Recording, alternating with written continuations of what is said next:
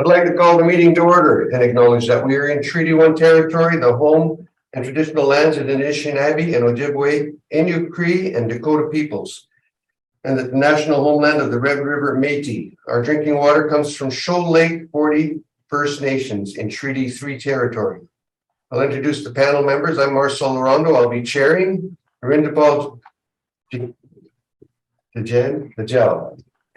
Dangel is on Zoom, and Doug Marks is on Zoom. Our assessor today will be Jonathan Spazek, and our recording secretary today will be Bella Robo. To the Zoom participants of the hearing, please note that you are placed in the waiting room until your property is called upon. When it is your turn, you will be admitted into the meeting. Kindly follow along with the City of Winnipeg Border Vision YouTube channel for your hearing process. Once the host admits you into the hearing, please close or mute your YouTube player. You will then be permitted to speak with respect to your property. Once your hearing has concluded, you can leave the meeting. We'll be hearing applications for revision of assessment roll in accordance with the Municipal Act. The matters for which revision is requested have been described in each application, and we will limit the discussions to those matters. The statements that are made at this hearing are sworn testimony, and anyone speaking to the matter must be sworn in. Be advised that comparisons of assessment of properties are not considered evidence of market value by the Board of Revision. The Board of Revision is appointed annually by council and is independent of it and the city administration. It makes its decisions on the basis of evidence provided at this hearing and it issues a written order that will be mailed to all parties as soon as possible. Please note that the board's decision with respect to an application may be appealed to the Manitoba Municipal Board if the matter pertains to assessed value or classification, or the Court of Queen's Bench if the matter pertains to the application of exemption from taxation. Should you wish to appeal, information on how to do so will be included with the board order. With respect to the hearing process, I will confirm the points of appeal with your property to be addressed with each applicant following the swearing in. We will then have the assessor's testimony followed by questions that the applicant may have, and then applicant's testimony followed by questions. Each side will have the opportunity to summarize if they wish. Once all the evidence about an application has been brought forward, the applicant may leave. The process will repeat for each item on the docket today. The session will close after all the applications have been heard, and the board will deliberate in private and make its decisions. You'll receive the board's decisions by registered mail as soon as possible. As information, all public hearings are live streamed, recorded, and will be part of the public record. We'll be hearing items 1 through 4 on our docket today. Ms. Rojo, will you please affirm the assessor and the applicant's testimony? Mr. Assessor, please state your full name. Jonathan Spacek. You affirm the evidence you're about to present is the truth, the whole truth, and nothing but the truth? I do, yes. Thank you. Mr. Applicant, please state your full name. Sorry, we can't hear you. You're muted. I don't think No, not muted.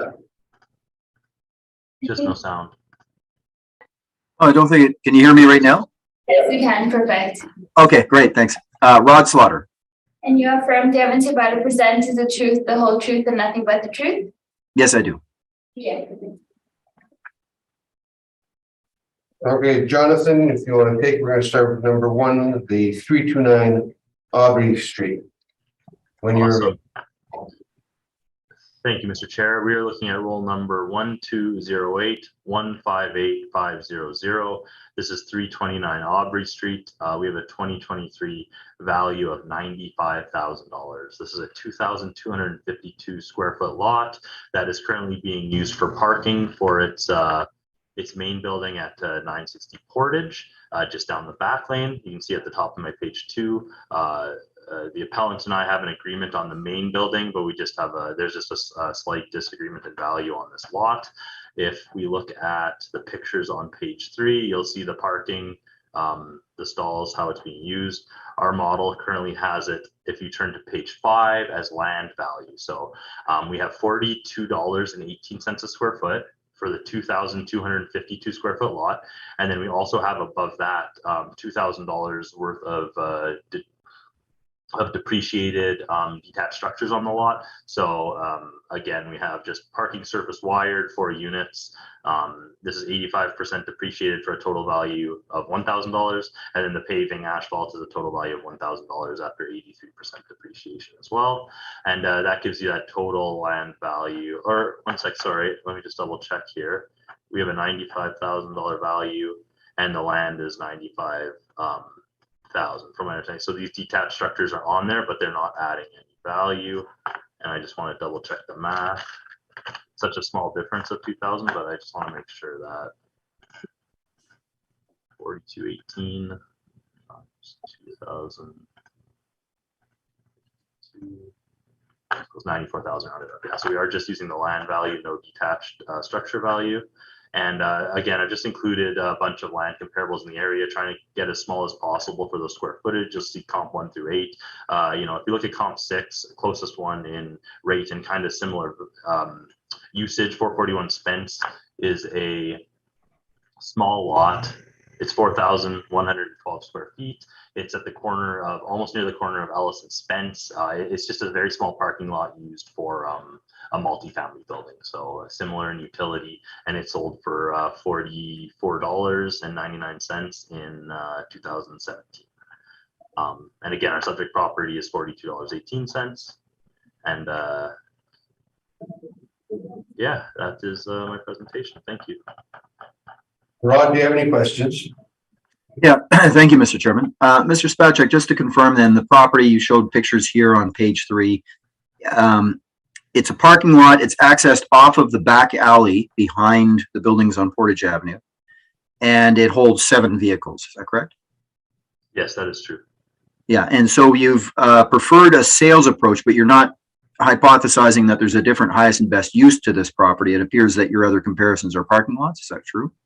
Yeah, the land comparables are currently being used parking lots just like this one. Our model for the 2023 cycle has a land value on this. It's more than the parking value. So I believe the land value will be showing up. And yeah, again, that is true. Yeah, and this lot you don't believe could be used for anything else, and it's because of its size. Yeah, I imagine if it sold, it'd be most likely sold with the building as, you know, a utility lot for the building as well, or, you know, if, yeah, 2,000 square feet, you're not going to build much on. And again, I think you just mentioned this, but it's servicing the tenants of the building at 960 Portage. Yes, absolutely.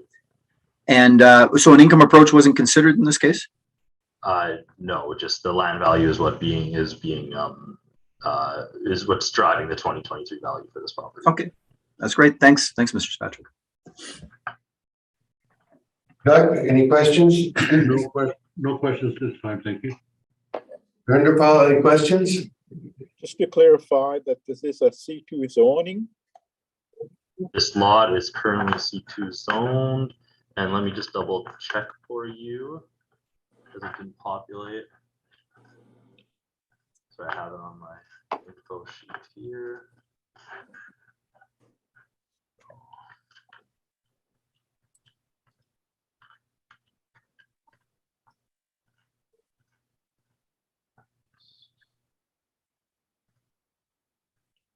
Yes, it's currently zoned C2.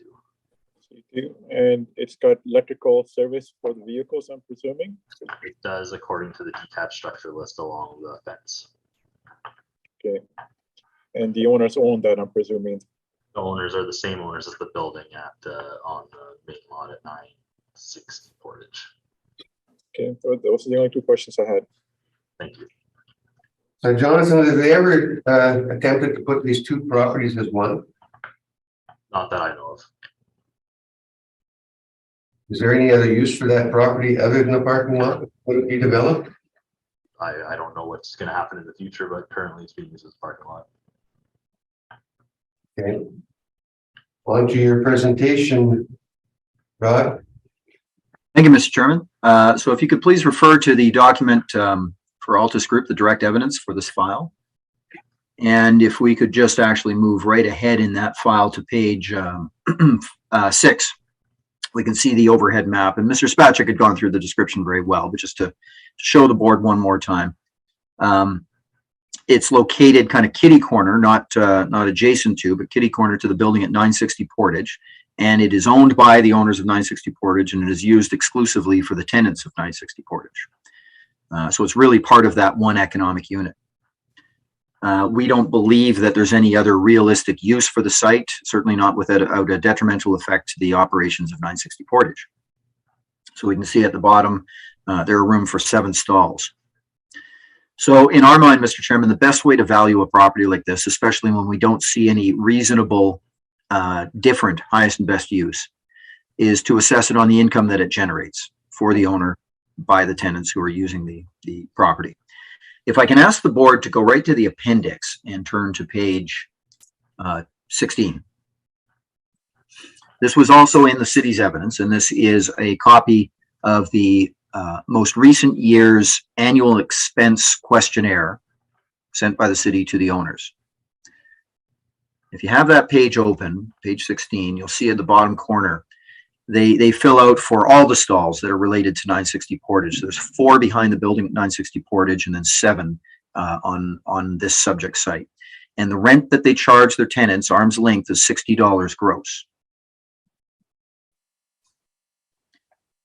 So if we now move back, please, to page 9, we take $60 gross, and we've done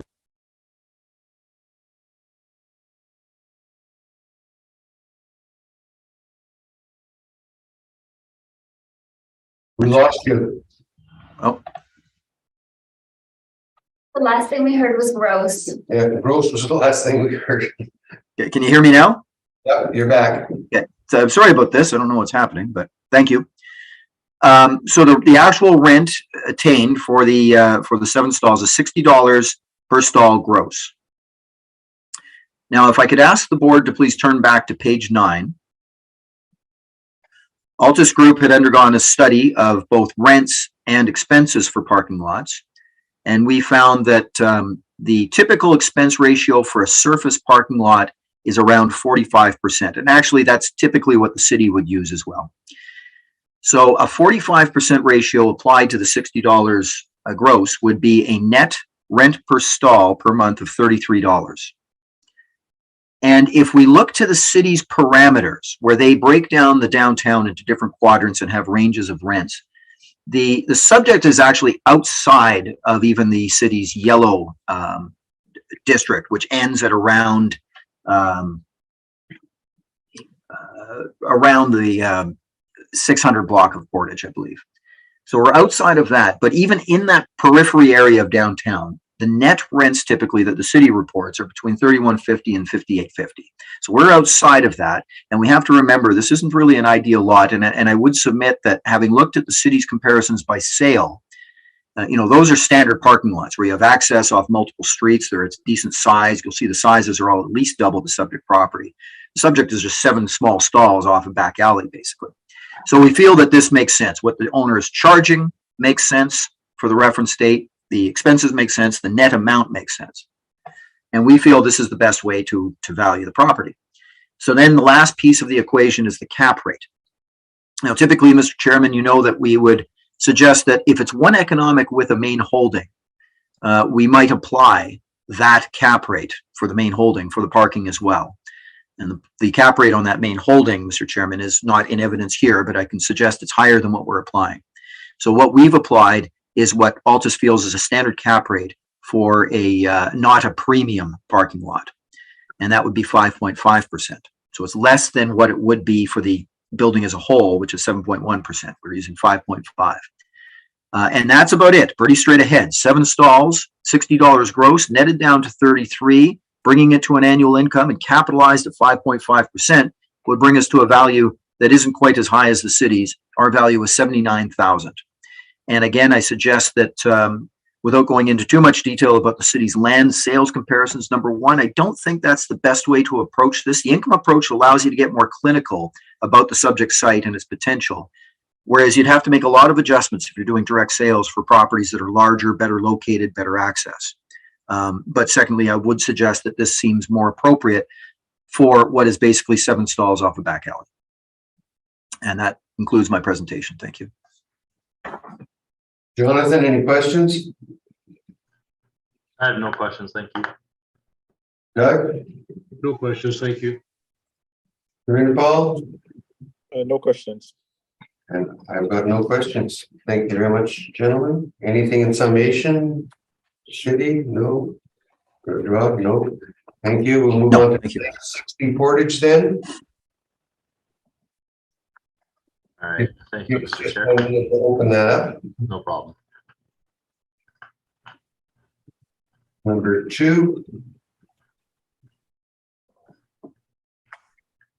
Just let me know when you're ready. I will. I am ready. Everybody else ready? Good. When you're ready, Jonathan. All right, thank you, everyone. We're looking at roll number 12081643000 Portage Avenue. This is a 3-story office building right near our last property.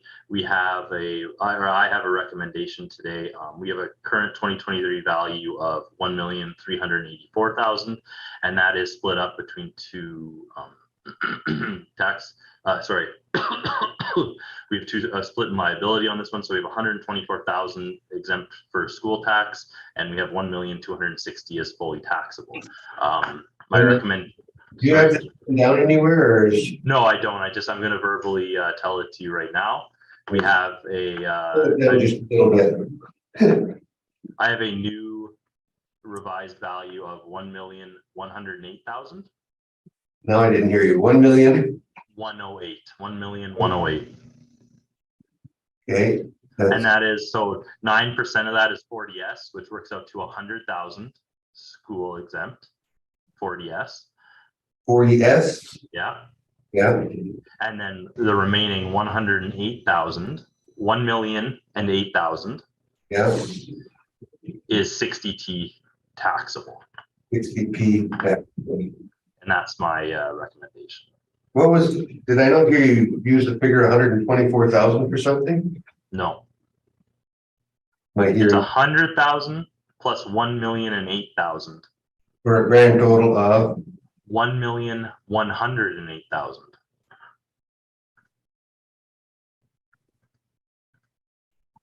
okay. 1,008,000.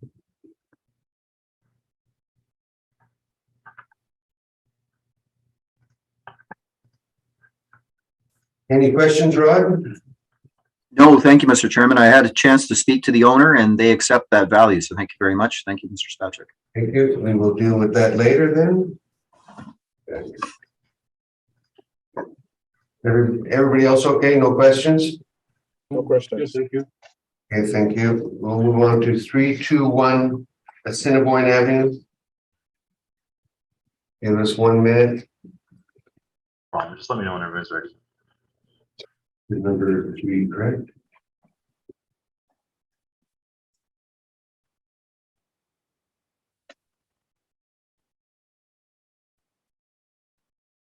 Everybody ready? Looks like it. Let's go. You're on, Jonathan, when you're ready. Thank you, everyone. This is roll number 12092519200. This is 321 Assiniboine Avenue. It is a 2023 value of $704,000. This is a surface parking lot located at the bottom of the Donald Bridge. You'll see on the corner, you'll see at the top of page 2, I have a picture. You access it off of Assiniboine. It's an odd shaped lot squeezed in there. We have 33 stalls, and similar to our last 2 properties, this is the parking lot associated with 55 Donald. So the building north across Donald there, where it's curving at the bottom of the bridge, is 55 Donald. And you'll see in our next presentation, 55 Donald is the office building that is associated with it. You'll see on the bottom of page 2, parking lot used for parking, and you'll see at the bottom of it, you have access off of the Assiniboine. And alternatively, I assume you could drive through from Navy Way there, but its own back lane access is off of Assiniboine. And if you turn to page 4, the value of this parking lot is pretty straightforward. We have 33 stalls at a net rate of $80. This is capped at 4.5%, as same with all of our downtown parking lots, surface parking lots this cycle. And you'll see at the bottom of page 4, I have 4 comparable parking lots, or 5 of them, but one is combined together. So the comparable number 1 is at the corner of Broadway and Donald. This is just north of the subject property. We have 108 stalls combined on this lot. It is reported monthly rate of $200 rental and then $15 casual when it's not being used for the monthly parkers. And this NOI stabilized works out to, after expenses taken off, to $92.81. Comparable number 2, we have, again, this one is just down the street on Donald on the south side of Broadway as well. And it is a 67 stall lot with a $205 monthly rate. And it is, after stabilizing and removing the expenses, you're looking at $91.79 a stall. We have 91 Edmonton Street. This is a 56 stall lot on the corner of Broadway and Edmonton, again on the south side of Broadway, and it is $67.31 a stall net. And then we have 65 Kennedy, which pretty similar to the subject property. It is a small lot on the south side of Broadway on Kennedy, and it's used actually for a office building on the corner of, or it's just on Broadway, just north of the subject lot. So it's a similar situation where the lot is away from the actual building on the south side of Broadway, and it's netting $77 a stall. We have a model rent of $80 for this lot at this location. And again, that's where we're getting that total value of $704 when you cap it at 4.5%. And the way this property has reported the parking, and let me just find the right page here. We have page 16. This is for 55 Donald combined, the lot and the building. And I'm not sure how they have it, but they also have some stalls at the main building, but they're reporting $83,000 as parking revenue. And I'm assuming that's between the 2 lots, but I'm not 100% sure. And I do believe, and maybe Rod could correct me in his presentation if I'm wrong, it is managed by Indigo, or the last records I have is the lot is leased out to Indigo. So I'm assuming they take care of the parking and any sort of use it when it's not being used with the building, or if Rod knows if it's exclusively used for the building, he can let me know. But I believe that's my presentation. Thank you very much. Rod, any questions? Yes, thank you, Mr. Chairman. You can hear me okay? I hear you. I couldn't hear Rod. Okay. Thanks, Mr. Chairman. Mr. Spacek, just going back to your presentation on page 2, you had some good photographs of the property, and I'd just like to direct you to that, please. I'm there. Okay, so you mentioned that it serves the building at 55 Donald, which is kind of across the Donald Street Bridge there.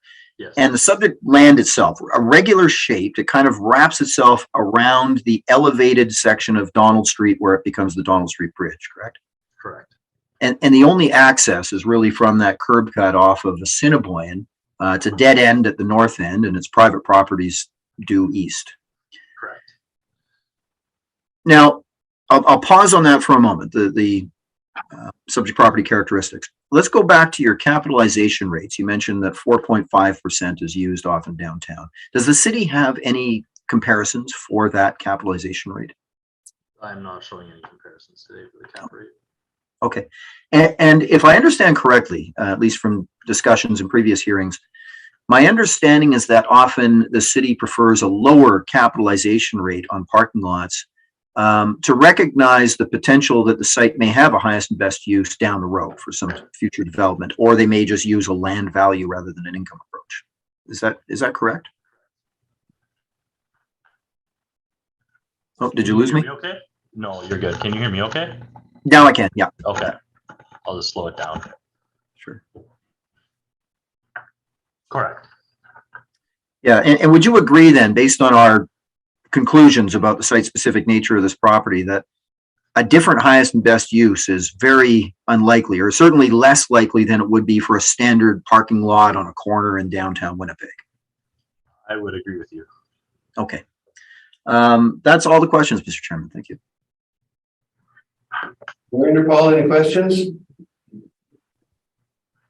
No, I don't. Thank you. Doug? No questions for me, thank you. Then no questions for me. On with your presentation, please, Rod. Thank you, Mr. Chairman. So I'll keep this very brief. Again, if I can ask the board to turn right to page Well, we'll start on page 6. We have pictures almost identical to Mr. Spacek's, but I think it's very important to kind of consider the physical nature, the access, the potential of the site when we're looking at these type of parking lots. And I just have a couple additional photographs that show that there is no access from the north end. I wasn't sure about that at first, but of course the Donald Street Bridge is elevated there, so it's it blocks off the north end. The fact is that the parking lot is used, as Mr. Spacek said, for the tenants of 55 Donald. They have some parking that surrounds their building, but otherwise they need these stalls to service those tenants. And the amount that the owner charges, Mr. Chairman, and now also I'll pause for a moment. This lot is exclusively used for the tenants. There is no other demand for this site. There's no evening parking, event parking, anything like that on this location. So it's simply the income that they derive from the tenants. The owner charges what equates to $138.87 per month per stall. And that's pretty much in line with what we call south of Broadway downtown. This isn't the premium north of Broadway where you get to, the event parking and such as well. This is more of a residential area. And when we net that gross rent down with the same ratio I described in the last presentation, 45%, we would come to a result of $76.38 per stall per month. And that is very close to what the city is using. And so, Mr. Chairman, we are actually going to accept the city's NOI. And so it keeps the argument very simple. We agree with the city that the income approach is the best approach to value parking lots unless you feel that there's a different highest and best use. You need that test first. And if you don't pass that test, the income approach is the way to go. So we're on the same track. We agree with the city that $80 appears to be a fair market rent per stall. Where we disagree is that, number one, we see no evidence supporting a 4.5% capitalization rate for parking lots as of April 1, 2021, middle of a pandemic, when obviously office demand is down and therefore parking revenues are down. Notwithstanding that, there is no evidence for a 4.5% cap rate. The only time we might accept something even close to that low, around 5%, is where we agree that the parking lot is what we call a premium parking lot, where we could imagine that down the road in the future with the right people involved in the right circumstances, another use may be held. And therefore you have this potential of additional income or development, which would allow an investor to purchase a lot at such a rate under 5.5%. Typically, when a parking lot is part and parcel of the economic unit of an office building, we would come to you, Mr. Chairman, and ask that a uniform rate be applied, because that's how the market will value this. They want to purchase the building based on its income, and the income is based upon or influenced by allowing parking. And we'll see in the next presentation that the capitalization rate for the office tower is closer to 7%. But what we're doing today, Mr. Chairman, as I asked the board of the last presentation, we're finding something that we feel is more realistic in between. And so for these type of parking lots, we typically apply 5.5%, less than the cap rate that's applied on the office tower. So it's quite simple, Mr. Chairman. We're simply asking that the city's rent be applied, or the NOI, but not accept what I feel an unrealistic 4.5% cap rate, and rather apply 5.5%. And that brings the value to $576,000. And that completes our presentation. I thank you. Jonathan, any questions? I have no questions. Thank you, Mr. Chair. Doug, any questions? No questions for me, thank you. Brenda, Paul? I have no questions. Are there any easements or anything on these properties along the corridor? Along the subject property, Mr. Chairman? Correct. Or for access, do you mean across the neighboring properties? Correct. Yeah, that's a good question. I'm not aware. I'm not aware. I know that they do have access off of Assiniboine. I don't think they would have access. I think that would be probably a concern for those owners, but I can't answer. And you're driving this 5.5% cap. You're using, what evidence do you have that's presenting that 5.5 cap? It's more of a subjective argument, Mr. Chairman, that I simply don't think that By my experience, 4.5% is reasonable for what I call a substandard parking lot. And again, I typically would be asking for the cap rate that is applied to the main holding because this is one economic unit, but I'm not doing that today either. I'm trying to find something reasonable as a middle ground. And the city's not giving us any evidence towards that 4.5. They're just saying that they're going with 4.5 this year. Is that correct? That's my understanding. Yes, Mr. Chairman. Okay, leave it with us. Thank you. That'll conclude that matter. We're going to move on to 55 Donald, I guess, which is property in question.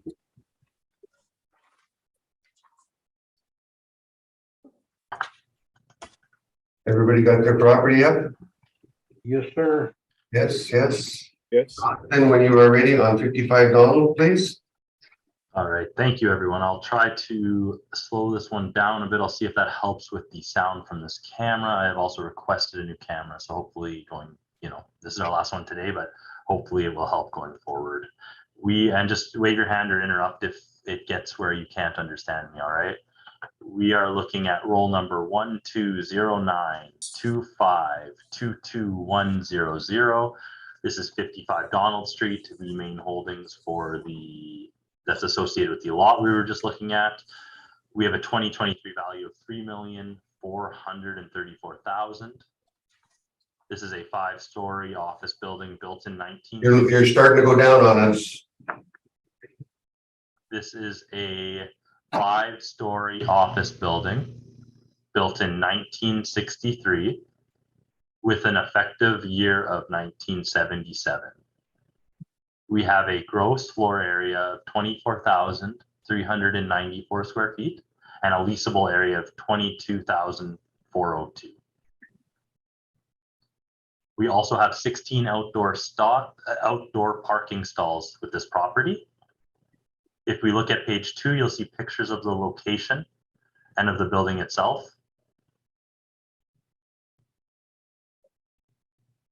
You can see I was located south of Broadway on Donald. And you'll notice on page 3, some of the where the outdoor parking stalls are located on the north side of the building.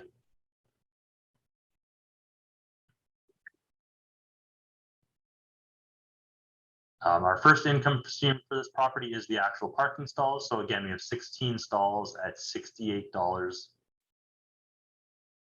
net and 4.5% cap, just like our last property. And again, I'm using the exact same comparables, so I will not go over them again. If you turn to page 6, we have the office income stream for this property. You'll see we have 5 floors of space ranging in square footages to get us that total value or that total square footage of 22,401.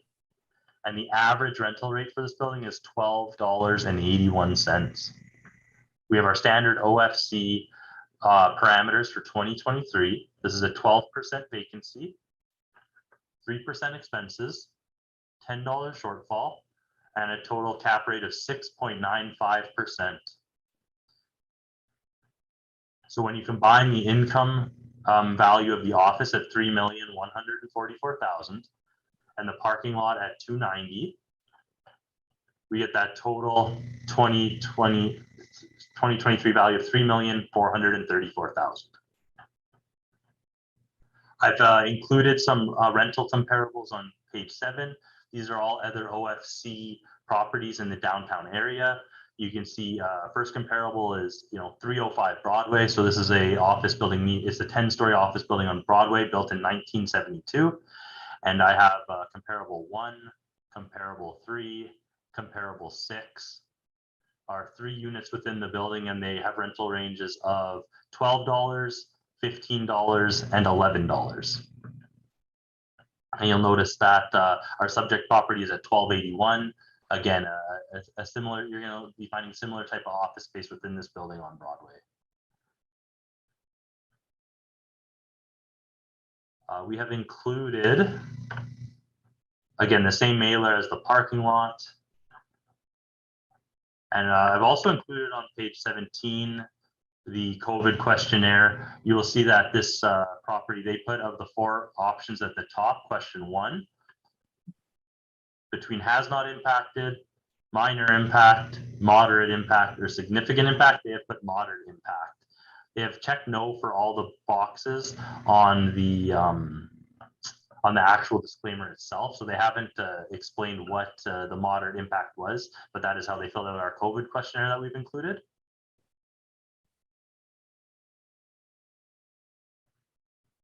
And you'll see the mailer on page 20.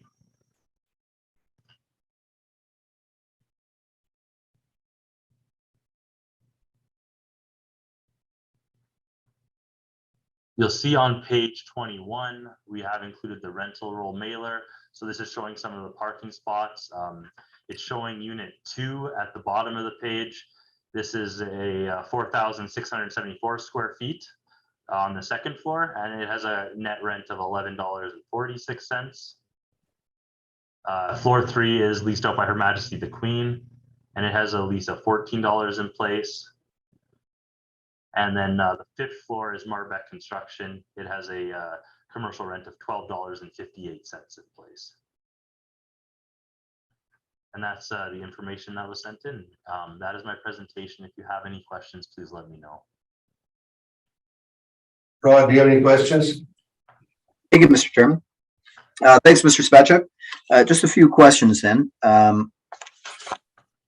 You mentioned the actual lease in the property. I think you had mentioned that the rest of the property is owner occupied, but the one that you mentioned that is arm's length is the province, correct? Yeah, that's what they're showing on the mailer that I read. Yeah. And did you have a chance to review that rent to see that, and this is the case with almost every provincial tenant, that they are a semi-gross rent, not a fully net rent? I did not look into the actual, like, I don't have the copy of the lease, but I just saw it. I do know that, you know, it's common for the provincial leases to have extras included. Yeah, okay. And you had a list of comparisons in your evidence on page 7. They average $12 a square foot, correct? Back there, I believe that is right, yes. Okay. And one of the ones that says it's a pretty tight range, actually, you know, in the rents from 10 to about 13, but one that stands out you mentioned, it's one of 3 rents that are at 305 Broadway. And this is just north of the subject, but of course on Broadway and Donald, a higher traffic corner. And the one rent that stands out from the others is number 3 at $15. That's much higher than the others. That unit number, sorry, let me back up. 305 Donald is the 7-story Class C building. Collier's used to be in there. It's a thin building, and the main floor has a Starbucks. Is that correct? That is correct. This unit 108, that would be a main floor tenant. Is that correct? 108, yes, main floor. Would that be the Starbucks? It could be. I don't have the lease listed there, but if that's the only unit on the main floor, then it would be the Starbucks, yes. Okay. And you'd agree that a main floor restaurant or retail, you know, in a location like this, Broadway and Donald, would not be the best comparison for office space at the subject property. Absolutely. I don't think it should be up to $15. Okay.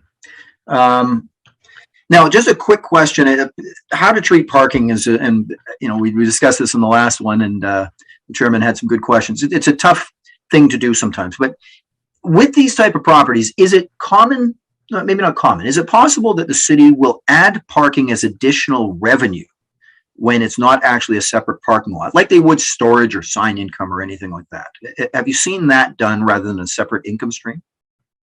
Like the parking's included in the rent, you mean? Like there's no income stream for the parking? Yes, it's not a separate income stream. It's just simply a line item within the income approach for the building as a whole, like an additional income. We do that? Sorry, I missed the question. Yeah, I'm wondering if the city has ever done that. I've seen that done, and I'm wondering if that's ever contemplated for properties. You know what? I haven't seen it for any of the ones I've done. Usually we have the separate lot, or it's not included at all, is what I usually see. Okay. Like you would say on our income stream, it would show up somewhere as additional like land value or additional bill or other adjustments. Yeah, I've seen that as well. It could be an excess land. Yeah. Yeah. But it's just land value. I've seen that for sure. Excess land. I've never seen. Yeah, like within down, I haven't seen that often, if like at all for me. Just to be clear though, the parking in the subject case, this is not a lot. This is basically just stalls surrounding the tight footprint of the building. Is that correct? Yes, yeah, they're making the most of that space for sure. That is all my questions, Mr. Chairman. Thank you. Director Paul, any questions? No, I don't. Thank you. Doug, any questions? My question's been answered. Thank you. I guess my one question, and I'm gonna come back on it again, the cap rate, how did the city come up with 4.5% for parking lots? Well, when we do, like, I don't do the actual modeling for the cap rates, but again, parking lots that have sold, they're looked at based on NOIs. Like they do the standard cap rate analysis, and for downtown parking, they determine 4.5%.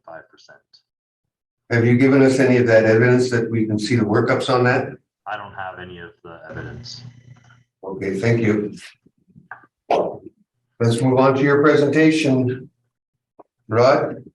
Okay, thank you, Mr. Chairman. So 55 Donald, once again, I'll just ask the board to move right ahead to page 6, where we have a photograph of the property and a map showing where it's located. And we talked about this when we talked about 321 Assiniboine. This is the main office tower that parking lot serves. The building is a 5-story Class C. It was originally built in 1963. It's had, renovations done over the years. It's in decent condition. I've been in the building many times since we started working for the main tenant and the owner of the property, which is Cushman Wakefield Stevenson. But it is still a Class C. There are some features that do not make this comparable to certainly a lot of the Bs or even better Cs. It doesn't have sprinklers, for example.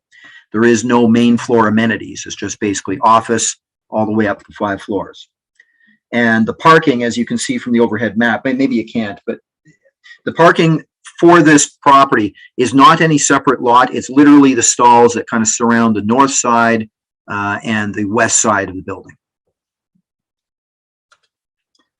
All the other parking is at the aforementioned 321 Assiniboine. Okay, so we go to an analysis, Mr. Chairman. If I could ask you to jump ahead to page 11. And we've undergone a very similar analysis to what the city did to try and determine what the fair market rent for the office is. Now, when we look at market rents, we always do a fee simple. We're always looking to market. But as the boards have directed, if you have arm's length clean leases that, there's no undue motivation or influences to, those can often point you in the best direction because those are recognizing site-specific characteristics. And we have one in this property, and that is the province. Now, before I talk about that, just to confirm that the rest of the building is occupied by Cushman Stevenson or its affiliates, and that is the owner. So those are non-arm's length. But the province is an arm's length lease. They occupy the 3rd floor. They occupy 4,414 square feet, the entire 3rd floor. Mr. Chairman, if I can ask you to please turn to our appendix, you'll find the income and expense mailer, which was also in evidence by the assessor. We will find that on page 35, I believe. It's the rent roll, actually, that accompanies the income statement. I'll just pause until the board has that.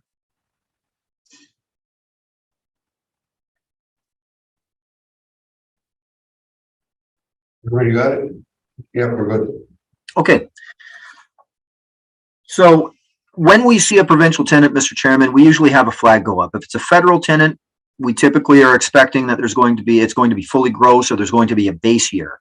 And when we see a provincial tenant, almost every time there will be items that the tenant does not recover. And it varies property to property, but it usually is around the $2 to $3 to $4 per square foot that is unrecovered in typically CAM. Now, if I can ask you to turn to the next page, 36, you'll see a summary of the expense items for the property at the bottom of the page. And you'll see common area estimate, that's their CAM, and they're saying that typically it's $8.86 a square foot. And how we arrive at the total expenses is that we then add the taxes, and perhaps there might be a management charge, which in this case there isn't. So $8.86 is the CAM.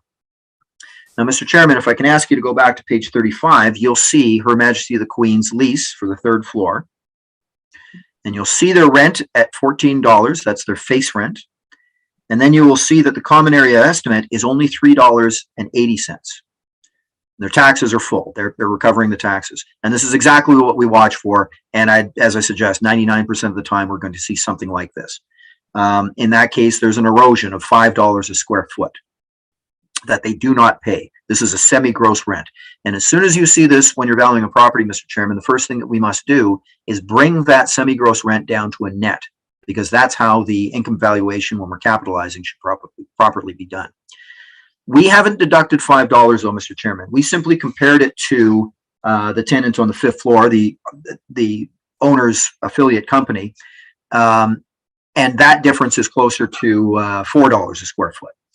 So we've deducted $4, not $5, from the 14, and that brings us to something just over 10. Actually, the exact math was something a little different. It came out to $10 and I think 13 cents a square, $10.29 a square foot.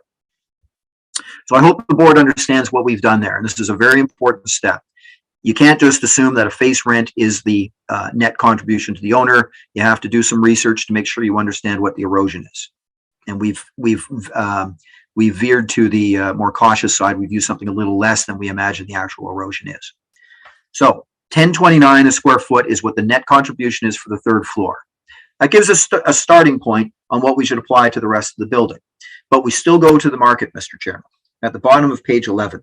And we do the exact same analysis that Mr. Spacek had done. And we have comparisons that are, and I'll list them off here for your reference. 444 St. Mary Avenue. This is Class B building, actually. It's far superior to the subject. 379 Broadway. This is another Broadway Class C.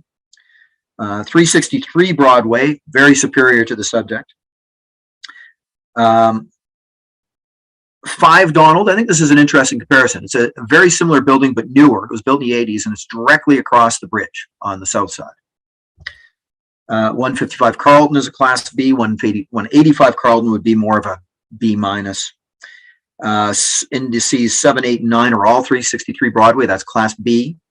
And number 10 is 423 Main Street, which is a C that's been renovated up to what is considered now a B. So for the most part, in my mind, all of these are superior comparisons.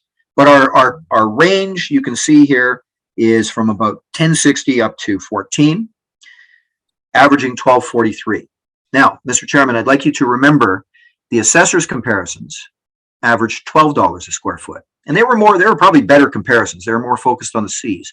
But I had a problem with a couple of the rents. The main one was that the comparison number 3 at $15 that completely stands out. That's a main floor, likely retail. I think it's the Starbucks. So to be safe, I would ask the board to be cautious about that. What you're then left with, as evidence before you between the assessor and myself, is a pretty tight range. And that average would be somewhere between $12 and $12.50 a square foot. Conclusive. So what we've done, Mr. Chairman, is for the owner-occupied space on page 12, we've applied $12.50 a square foot. I feel that's pretty well supported by the evidence today. And we've used the actual netted rent for the Her Majesty the Queen on the third floor. And the blended overall market rent at $12.06, again, very well supported by all evidence before you today. And that keeps it pretty simple. It's basically a market rent argument.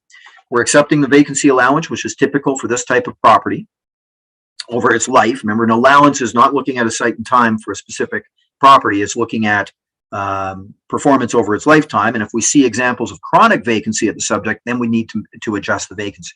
We don't see that here. We're accepting the city's allowance. We're accepting the shortfall allowance. It's fairly close to the actual expenses. Here is the difference, Mr. Chairman, and I think I've gone through this with everyone on this panel. We feel that properties such as this, multi-tenant office buildings or retail, do have non-recovered expenses which need to be considered. Now, Mr. Chairman, I'll ask your advice. Do you want me to refer to that whole document or just summarize for you this morning? Paul, have you heard the entire presentation yet? No, I haven't. Okay. Seeing as Yeah, then I think we should hear it, Mark, if Nirapal hasn't been brought up to speed on this yet, so. Go ahead. Thank you. So there's two additional documents, Mr. Chairman, and they kind of, you'll see how they fit together, but I'll start with the one that's called the non-recovered expenses. And just allow me a moment, please, to find that document as well. I'll just have to find the document. Do you all have one that's called Altus Group Limited Non-Recoverable Expense Study? I don't think I see it on here, actually. Did you send it in? Yeah, it should have been part of, I had 6 briefs, and then there's 2 additional documents sent in at the bottom of the email. Cap rate study and a non-recoverable. The cap rate studies are listed under item 2 first. Under item 2, or right there? Yeah. Okay, Got it. Is the first one or the second one? item 2, under the number 4. Is the cap rate study, Sorry, are we looking at the cap rate study Yeah. or the expense study? cap rate study, I think he said. Yeah, so it's the expense study we'll start with. Yes. So that's the second document. The one just below it. Non-recoverables, okay? Has everybody got that now? Yeah, I'm sorry, I must have missed here. This item. Okay, there, it makes it, it's a little confusing the way, if you go to item 2, Yes, is the last one, click on that one, that'll be the one you were dealing with. That'll give you the subject he's bringing up. okay, all right, see you. Yeah. So on top, it should say Altus Limited Non-Recoverable Expense Study, you got that? Yes, Your turn. Okay, thank you, Mr. Chairman. So I'll move through this fairly quickly. There's a lot of information in the study, but I'll try and go over the main points.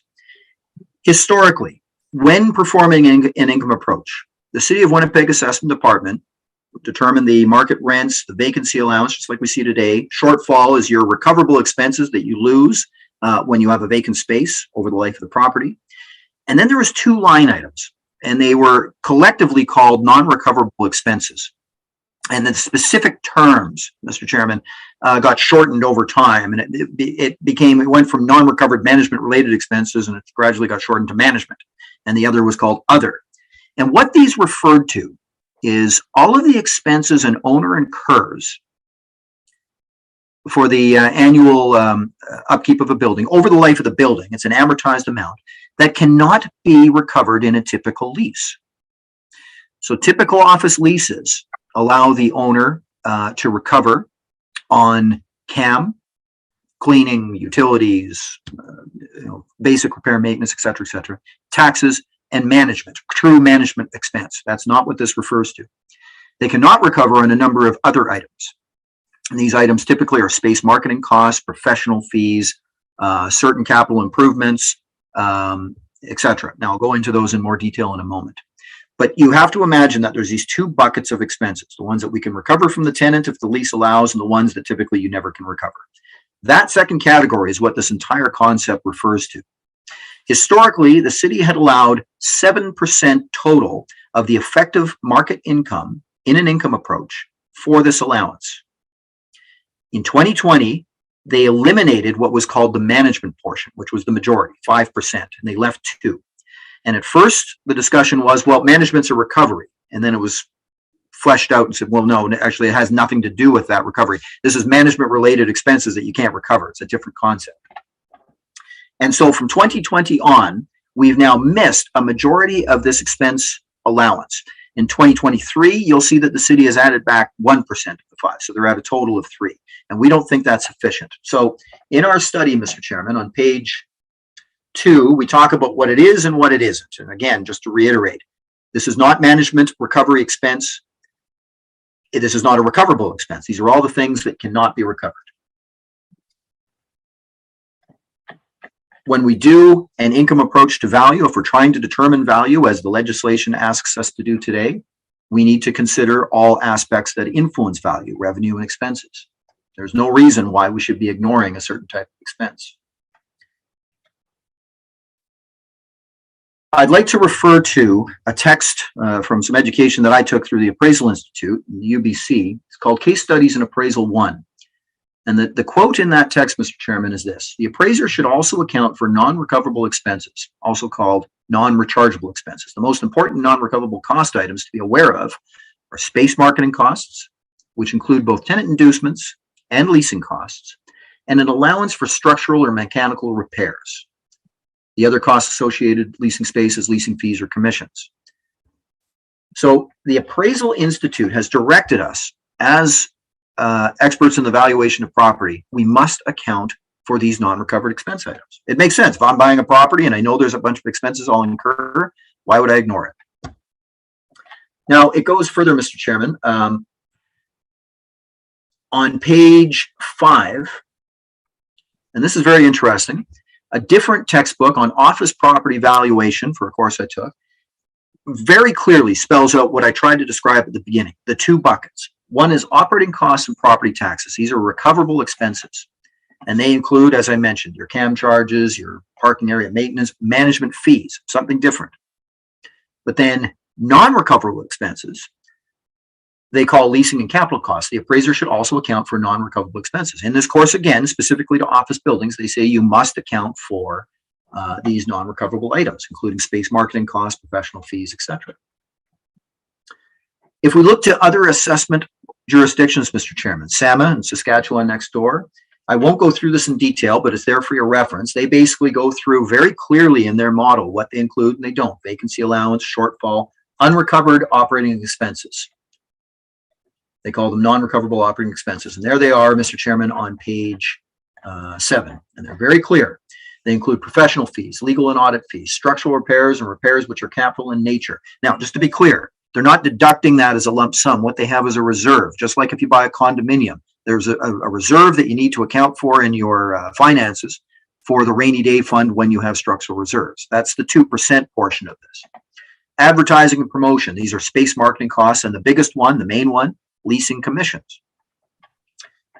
MPAC, who assesses Ontario, says the exact same language. I'll just skip ahead from that. It's all here for your reference. So we have now looked at expenses that are number 1, real in the market. Number 2, historically recognized by the City of Winnipeg. Number 3, recognized by other assessing authorities. Number 4, recognized by the Appraisal Institute. And number 5, clearly stated that we cannot ignore them in an income valuation. We must remember that this is an allowance. So if we look at any given income statement for a property, we may see a massive number in these categories. We may see 0 in these categories. That's not the point. The point is that the amount over the life of the building is amortized. That was a smart move, I may say, Mr. Chairman, on the assessor's part when they originally designed the model.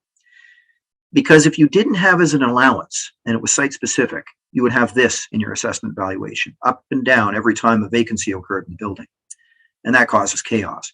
This is an allowance, and that's why it was a standard amount. So we then, on page 11, Mr. Chairman, have investigated a number of properties of different types, including offices. And we look at the 3-year percentage of these items. And let me be clear, when we look at these items, we're very careful to take out the ones that are already part of a different bucket. So if it's a shortfall, if it's an expense that they're showing because they didn't recover CAM on a vacant space, nope, we don't conclude that. That's shortfall. So we have to be very clear. If it's bad debt, we shouldn't include that. That's part of your vacancy allowance. And what you're left with is those items I mentioned: professional fees, space marketing costs, and such. That's what we're looking at on page 11 over 3 years of a sample of properties. We then took tenant inducements, which is a pretty controversial item. And we thought, even though the appraisal text directs us to include it, let's see what happens if we don't. So we have 2 columns, one with TI, one without. That summary, Mr. Chairman, of the 30 properties examined, you can see the results. And the average over all of these properties, the average percentage of these expenses compared to the effective income of the properties is 6.64%. And if we include the TIs, it goes up to 10.66%.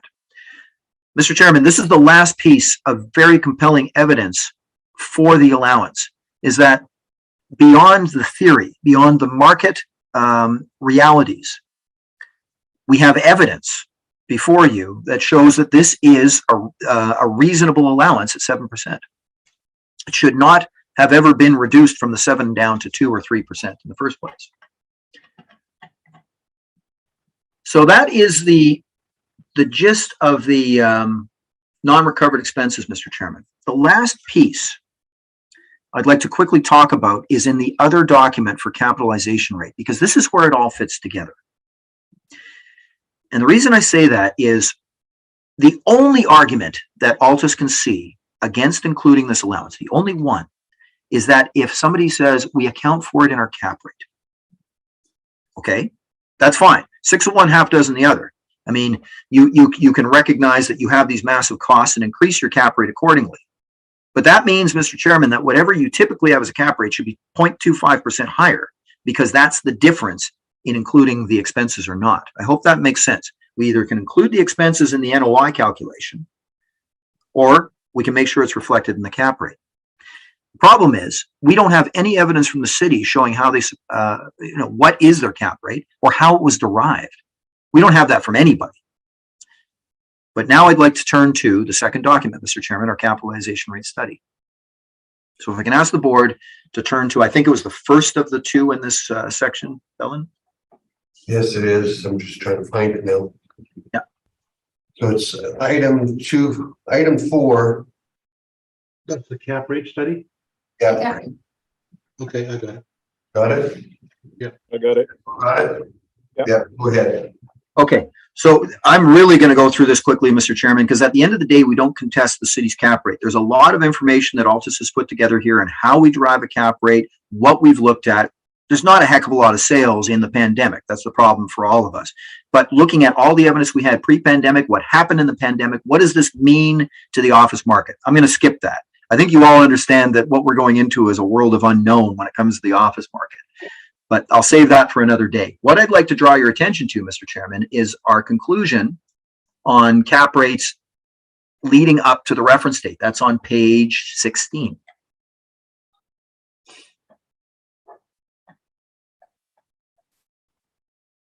Sorry, I'll go back to 15, page 15. Okay, so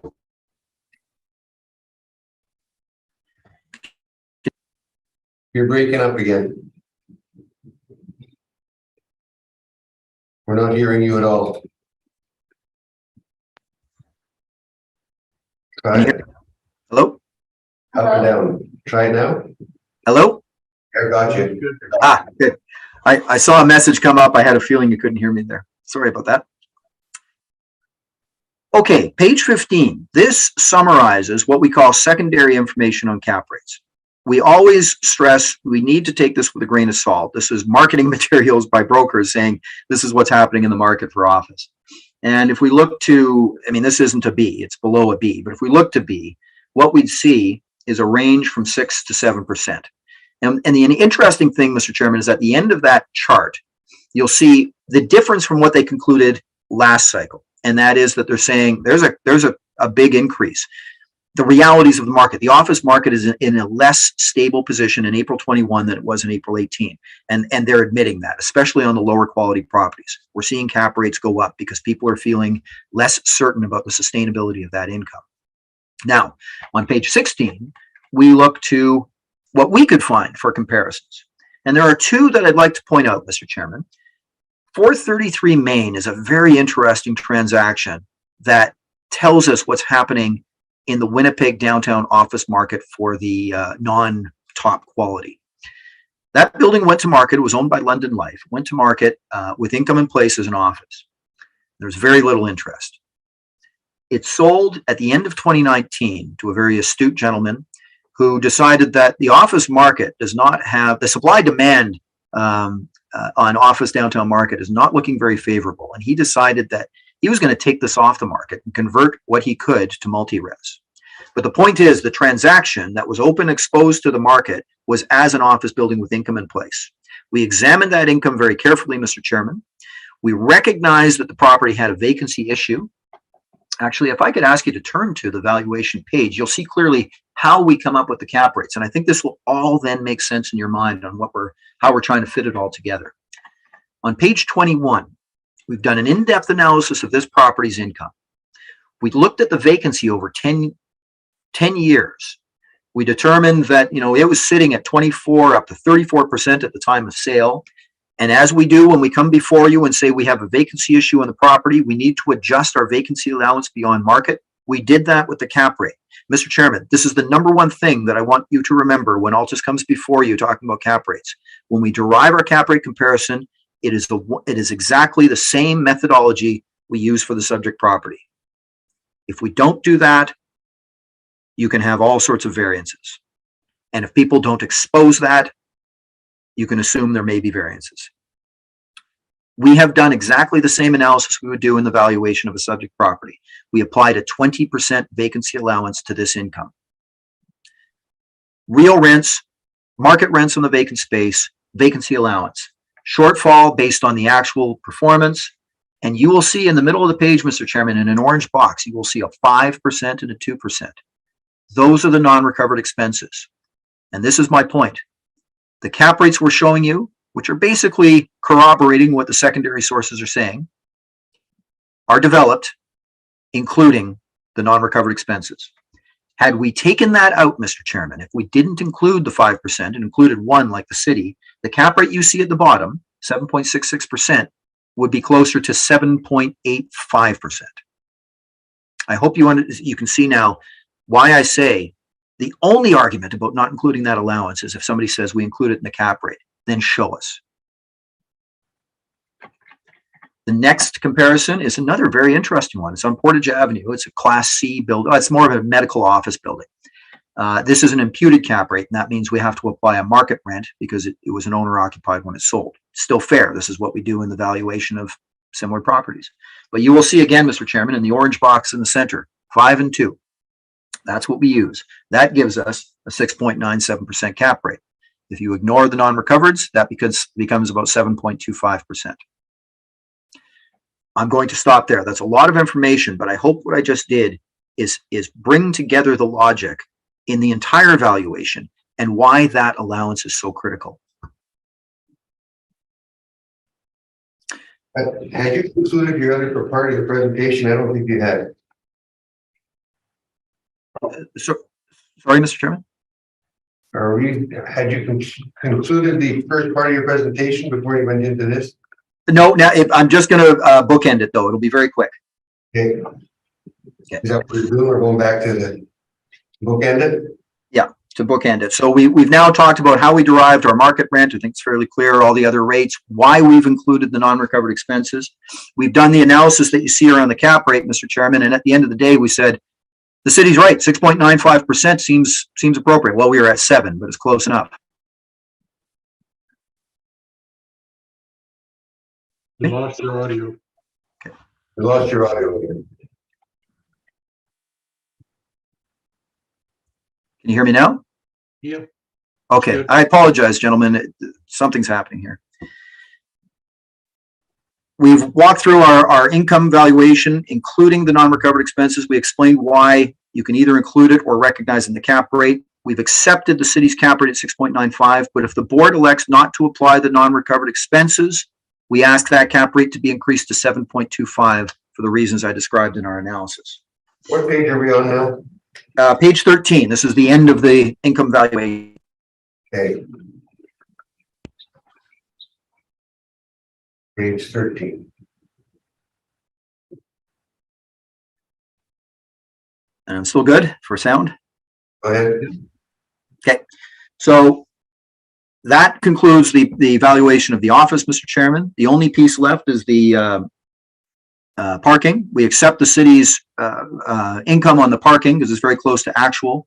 But here's an example where, 4.5%, we need to see evidence before we'd accept that at all. The logic of the 4.5%, because this site might be used for something else, and that, to be clear, when we examine the sales that came to the conclusion of 4.5% from previous cycles, it's because some of the sales were for a different use. Somebody bought that for development. And so you look at the income at the time with an inflated price, it shows a low cap rate, which means you should only have low cap rates, Mr. Chairman, in parking lots if you can see a clear highest and best use different than a parking lot.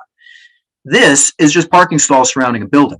It's just the income that's part of the building itself. There's no reason why we would stray from the capitalization rate that's applied to the building. nobody can carve off that parking and do something else with it. It is part and parcel, clearly. So we use 6.95% on the parking. And then on page 14 is our conclusion. So the three main things that we've done, Mr. Chairman: market rent adjustment, non-recovered expenses, and increase the cap rate on the parking only. The final value is $2,981,000, and that concludes our presentation. I thank you very much for your patience.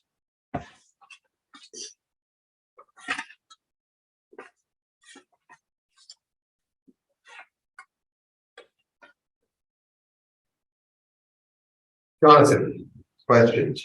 I have no questions. Thank you, Mr. Chair. Doug, any questions? My questions have been more than answered. Thank you very much. Okay. Narendra Paul, any questions? No, not at this point. Thank you. Okay, thank you. That will conclude the matters. Back here. We've heard the moment. We have. Yeah. We've heard all the items scheduled for this hearing, and the meeting is now adjourned.